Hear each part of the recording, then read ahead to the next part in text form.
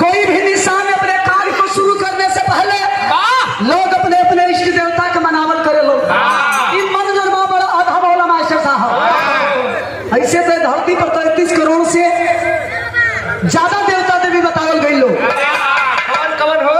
तमाम धरती पर बाबा बतावल गई लोग। कौन कौन? तमाम धरती पर माई बतावल गई लोग। लेकिन प्रथम गुरु माता और पिता होते हैं, और दूसरा गुरु जो हमें अंधकार से निकाल करके प्रकाश में करने का काम करते हैं। तो उस माँ का वंदना है जिनके चरणों में ही सबका उद्धार हुआ करता है।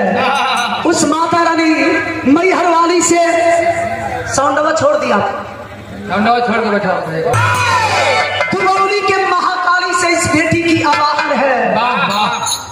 प्रतिदिन इस बेटी से आप गवाने का काम करती है, लेकिन उस माँ को याद करते हुए यह बताना चाहती है कि ऐ माँ, इस मीरा मूर्ति को समाज के बीच में जो नाम मिला है आपकी बदौलत है। वंदना के कोनो लय बना लो मास्टर साहब।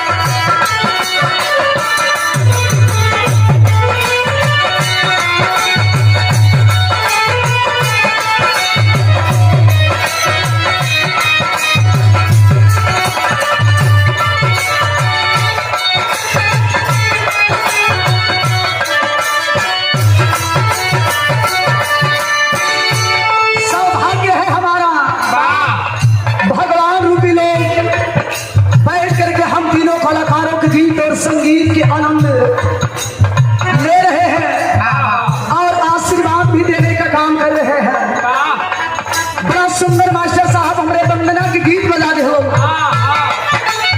कोनो ऐसा गीत बनेला ओकरा पीछे कोनो कारण होला।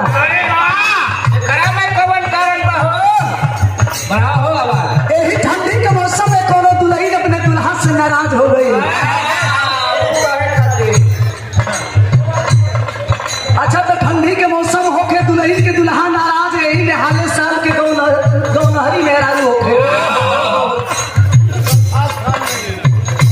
बेचारी दुल्हन अपने दुल्हा के खोदा दिया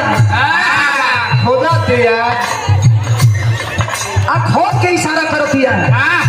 कहती है कि काजी तनिको आपके लेके समझ ले आओ।